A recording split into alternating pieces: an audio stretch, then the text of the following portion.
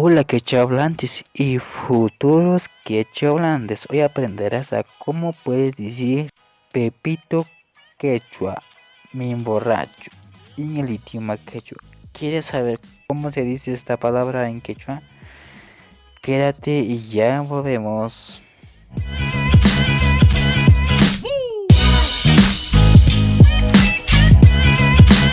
Aunque pinco te muy cuña.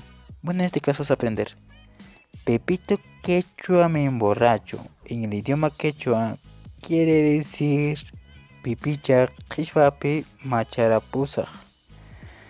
Pipicha qishwapi macharapusaq.